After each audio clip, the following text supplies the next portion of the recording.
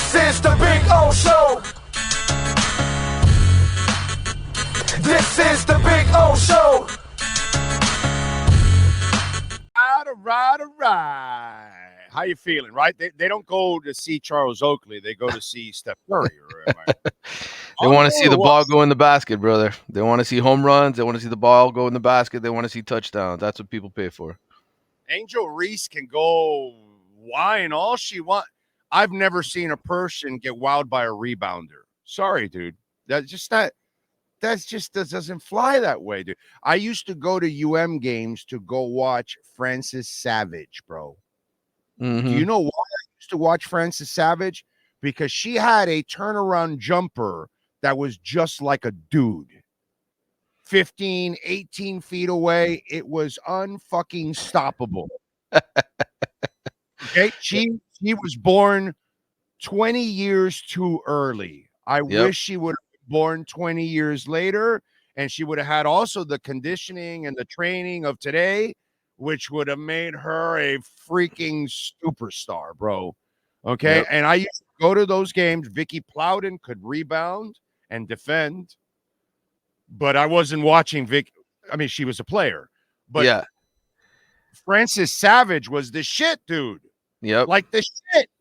Like you knew that if you got on a court with Francis Savage, she was going to make you look so stupid and so useless because she was that good. You know what I mean? Holly Rillinger was a really nice little point guard. Cutie too, by the way, if I remember correctly, and all of that. But Savage was like, dude, that was the reason why you went to see the few of us that went in those days. Right. Because college basketball was way even lower. Dude, QAM never asked me to go. Yeah. But I went on my own to those games because they were fun to watch. Fern Labate had it going on, all that kind of stuff.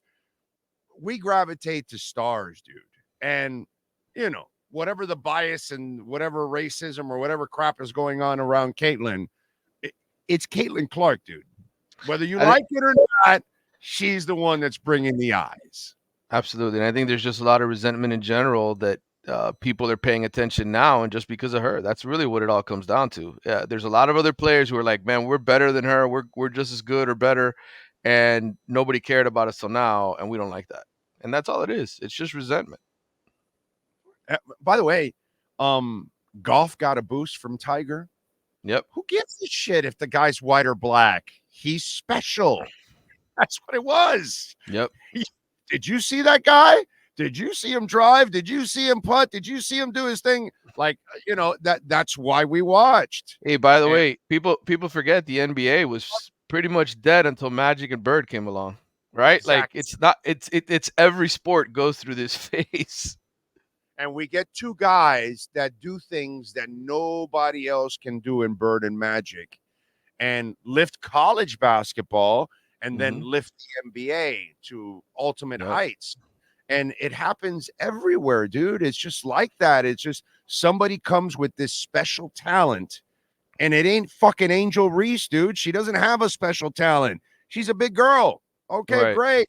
You're kind of athletic and you can rebound and all that. Fantastic. But when you see somebody shooting from 25 feet where dudes can't shoot from 25 feet. Yeah. That's just something different, dude. We've never seen. And then the other girl, well, all she can do is shoot. Really? Have you watched her passing? Like, her passing is better than most NBA point guards, bro. Her vision is sick on the court. Haven't you been impressed with her passing also? Like, her passing is super elite. She makes easy baskets for her teammates all the time. I think she's a better point guard than she's a shooter, personally. I mean, I know those shots are amazing and that's what sells tickets, but I think she's a better point guard than she is shooter. I know where you're going because she's kind of Allen Iverson like. Yeah. It's a what's that called? You're a scorer, but you're a volume shooter. You're a volume shooter in order to be a scorer. I get it because it's not efficient. I know what you're saying. I know what you're saying. You know what? I would have to agree with you. Her point guard skills are freaking elite, dude. Like elite. Now she can't guard. I get that. She's not much of a defender, but dude, her offensive game is ridiculous. It's absolutely ridiculous. So it's just stuff that I really don't understand whatsoever. All right, so talk to me recruiting wise. Looks like it was a progressive week this past week. Yeah, I mean, Weekend and there are a lot of guys in town. Again, I'm trying to tell people we're in June, and while these visits are certainly important and commitments are certainly important, it's a long game, right? We're playing all the way to December, and not only does Mario have to impress these kids when they come to visit his house and hang out in South Florida, make them feel welcome. He's also got to do a great job on the field this season because it is a little different now. It is year 3. You got to have results, and that's what people who are recruiting against Miami are going to say, right? If he goes out and Miami has a bad season, they're going to say, hey, so what if he can collect talent? None of those guys are getting better. They're not winning more games. So it's a total package. So look at it from that sort of window when you look at Mario Cristobal and how they're going to do recruiting wise. Right now, just 6 commitments, but they've got guys that definitely are interested in them. The one thing I will give Mario credit for is he's not just recruiting the state of Florida, which I think a lot of people who like myself who've covered recruiting and been in this town for a long time, everybody says, oh, just get the best kids from Florida. No, that's not enough. That's not what wins.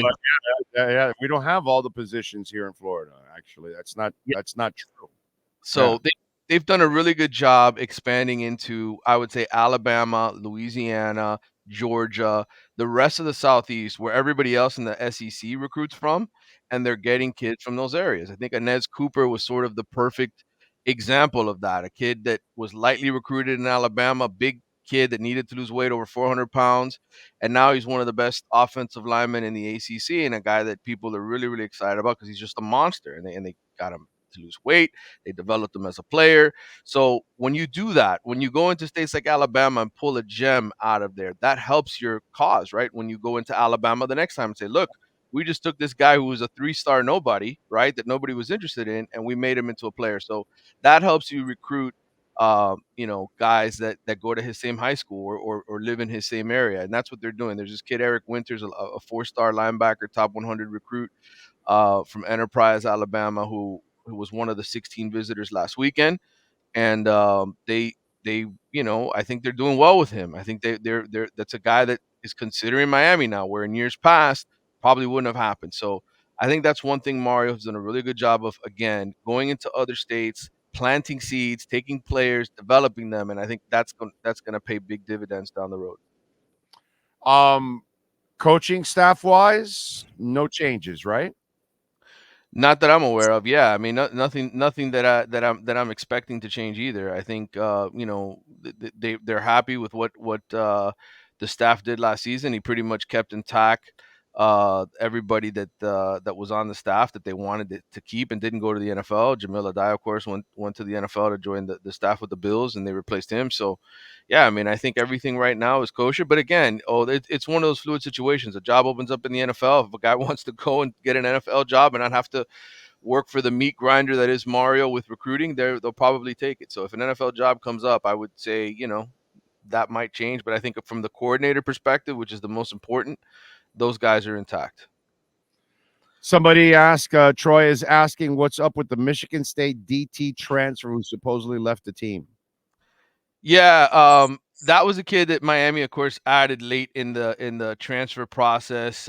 Kid with 30 starts, and basically, my understanding is, when he transferred in from Michigan State, and I guess Simeon Barrow is the kid's name. When he transferred in, his name wasn't taken out of the transfer portal for whatever reason. I think it was paperwork having to do with Michigan State side, and so schools were still contacting him, even though he was already enrolled here at Miami a couple weeks ago. And I think one of them was an SEC school, Missouri, who was trying to basically entice him and say, hey, why don't you transfer over this way, and we'll pay you more money than Miami will. So the kid, I think, ended up going home.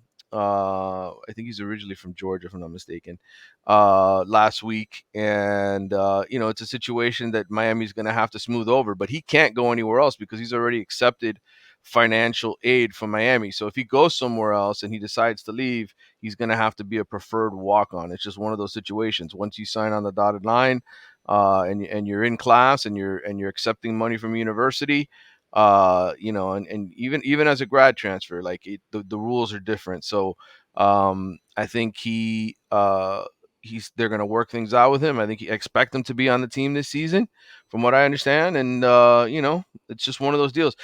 Oh, people don't realize this happens quite a lot with players, right? They'll go home, they'll be angry about something, or somebody will reach out to them, and then all of a sudden they disappear from practice for a few days. That's the kind of stuff that goes on behind the scenes. It just doesn't get reported that often. In this case, it did.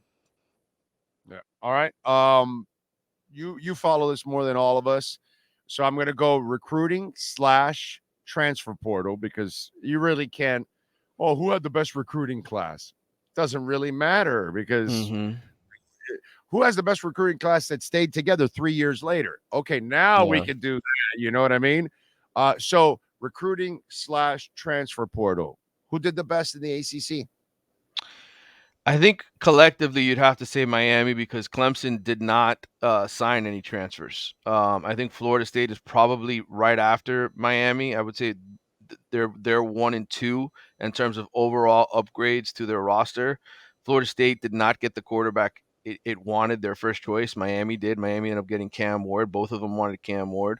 FSU ended up opting for DJ Uiagalelei when ultimately they wanted Ward, and Ward decided he was going pro. So that ended up working out for Miami. I think had Ward made the decision to come back to college before then he might have been a Florida State Seminole. But in the end, it worked out for Miami. So I think that's the difference right now between those two classes. I would say another team that did relatively well is Louisville. They've pretty much built their roster on the transfer portal the last couple years. How good will it be this year? It's hard to tell. Because you got to see how they fit, right? Some years the chemistry could be great with the transfers you bring in. Sometimes it won't. I do know this. He's a heck of a coach, the guy at Louisville, and he does a really good job. Got him to the ACC championship in year one. So I would say those are the three teams that stand out to most of me. I thought Georgia Tech had a pretty good transfer portal class as well. Georgia Tech is a team that's sort of on the rise in the ACC, team to watch. So I would say those are my top four. All right. What do you got going on in the athletics so folks can check you out? Well, we're gonna have a couple of articles. I'm gonna rank the state teams this week, 1 through 7, all 7 of the FBS programs. That'll be something to check out. I will be doing a podcast. I'm handling the Until Saturday newsletter as well for the Athletic this week because we have our girl Jana Bardal over at the Women's College World Series, so I'm pinch hitting for her with the newsletter. I wrote about the college football Hall of Fame ballot that came out this week. Nick Saban and Urban Meyer, two guys that will definitely be first ballot Hall of Famers in the College Football Hall of Fame.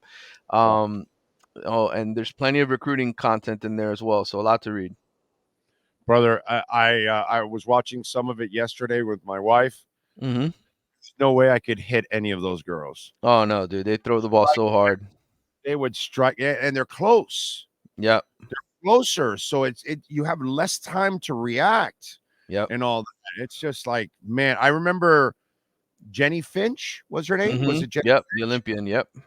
I remember. I think it was the catcher for the Mets that we had here for like Piazza, 7 hours. Yeah, for 7 hours. I think she struck out Piazza or something. Yeah. Like they did that on TV. Like, okay, let's see if you can, if an MLBer can hit you. And it was her rules. So, she was close to you and all that. And Finch like struck him out.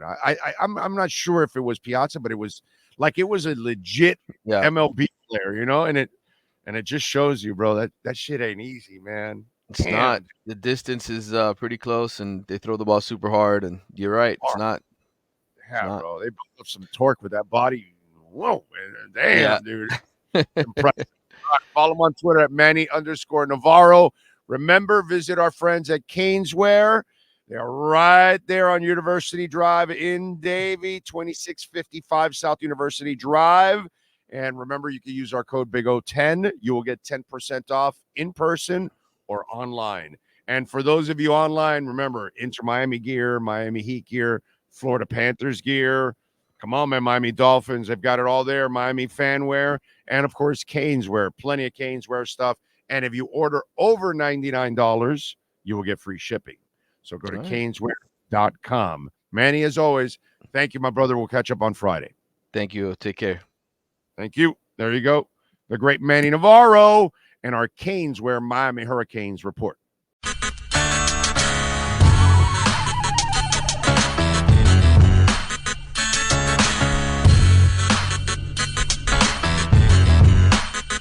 is the Big O Show. This is the Big O Show.